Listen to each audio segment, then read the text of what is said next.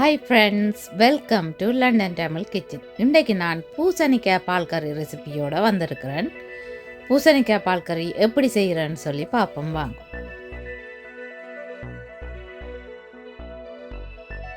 One teaspoon உப்பு, 1 teaspoon சின்ன சீரகத்தூள் அதாவது நற்சீரகத்தூள், 1/4 டீஸ்பூன் மிளகுத்தூள், 2 டீஸ்பூன் தேங்காய் பால் பவுடர். நீங்கள் விரும்பினா ஃப்ரெஷ் தேங்காய் பாலும் யூஸ் பண்ணலாம். நல்ல திக்கான பாலாக யூஸ் பண்ணணும், அதாவது முதலாவது பால் திக்கானதாக யூஸ் பண்ணணும்.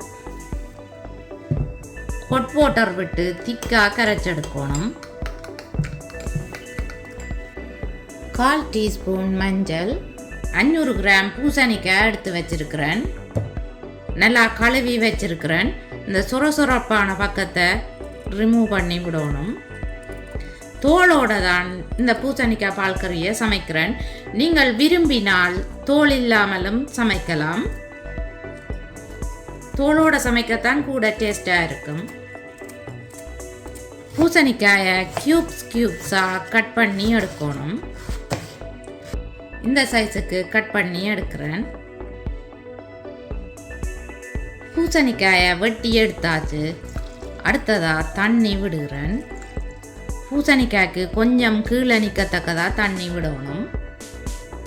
நீங்கள் சைட்டில் பார்த்தீங்களா தெரியும், பூசணிக்காய்க்கு கீழே தான் தண்ணி நிற்குது. ஒரு பெரிய வெங்காயம் எடுத்து தோல் உரித்து கழுவி சின்ன வெட்டி வச்சிருக்கிறேன்.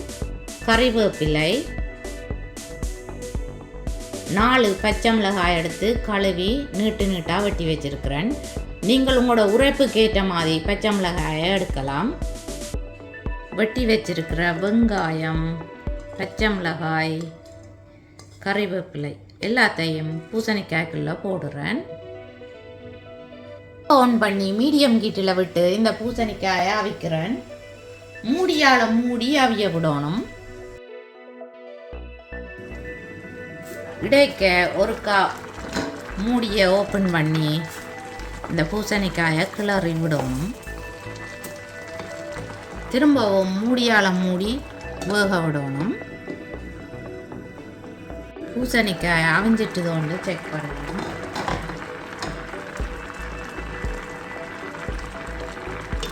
பூசணிக்காய் அவிஞ்சிட்டுது. இப்போ எடுத்து வச்சிருக்கிற உப்பு, மஞ்சள், மிளகு, சீரகம் எல்லாத்தையும் போட்டு மிக்ஸ் பண்ணணும்.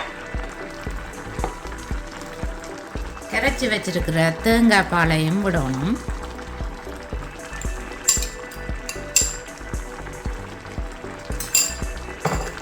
எல்லாத்தையும் சேர்த்து மிக்ஸ் பண்ணி விடணும். பூசணிக்காய் கறிக்கு கொஞ்சம் மசியாத மாதிரி பதத்தில் எடுத்தால் தான் டேஸ்டாக இருக்கும். உங்களுக்கு நல்லா மசிச்சு எடுக்கிறது தான் விருப்பம்னு சொல்லி சொன்னால் நீங்கள் பூசணிக்காயை நல்லா மசிச்சு எடுக்கலாம். மூடியால் மூடாமல் கொஞ்ச நேரம் இப்படியே வேக விடணும்.